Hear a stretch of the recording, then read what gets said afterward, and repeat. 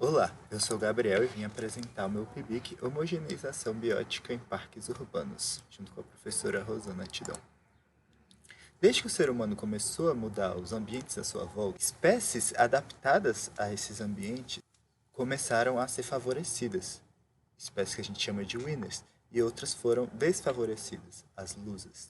Muitas vezes essas espécies winners já eram espécies invasoras, trazidas pelos próprios seres humanos de outros lugares, o que é péssimo para a biodiversidade nativa, porque quanto mais espécies invasoras, mais espécies ameaçadas. E numa escala global, isso pode causar um processo que a gente chama de homogeneização biótica, que é diferentes cidades ao redor do mundo apresentarem as mesmas espécies winners, portanto, uma homogeneização da biodiversidade.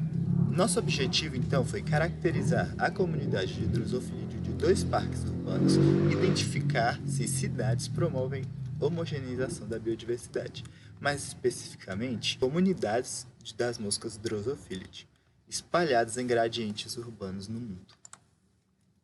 Então, nosso trabalho teve duas fases. Uma foi o trabalho em campo, onde coletamos em dois parques, o da Asa Sul e o Saburonoyama, em Taguatinga, e a revisão bibliográfica seguida de meta-análise, onde coletamos os estudos de ecologia urbana e comparamos os diferentes sítios de coleta em diferentes graus de urbanização.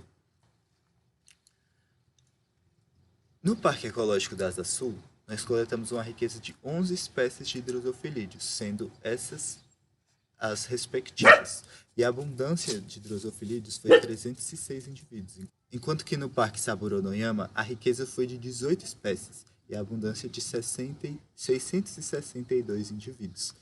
E essa é a lista de espécies do parque. Quanto à revisão bibliográfica, encontramos 11 estudos urbanos em 10 cidades diferentes no mundo, espalhadas por 5 continentes, segundo essa tabela. Nesses trabalhos foram encontrados 57 diferentes sítios de coleta e 155 espécies de drosofilídeos. A ANOCIM revelou pouca dissimilaridade entre os grupos, com um R baixo, porém foi significativa. O SIMPER revelou espécies que foram responsáveis por mais de 70% da diferença dos ambientes, sendo essas espécies cosmopolitas e invasoras, na maioria das vezes. Pelo dendrograma, nós observamos que a diferença foi bem clara entre os continentes. Cada continente teve o seu próprio grupo, né? Então, suspeitamos que as regiões biogeográficas tenham tido bastante influência nessa análise.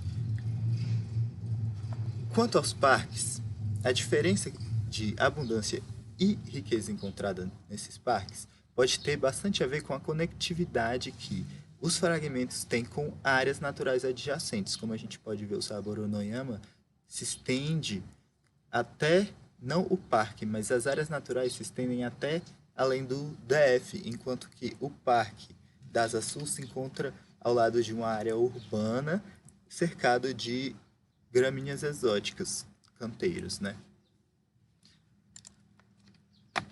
Já o dendrograma e a análise de similaridade ficou claro que as regiões biogeográficas explicaram bastante a separação entre as unidades amostrais, mais mesmo do que a urbanização. Porém, nesses grupos superiores, ou seja, o que está sendo compartilhado entre todos os grupos, se encontram aquelas espécies cosmopolitas invasoras que a gente identificou no SIMPER. Ou seja, as cidades que são responsáveis por trazer essas espécies para esses lugares estão sim começando a criar um elo entre os diferentes continentes. É isso, muito obrigado.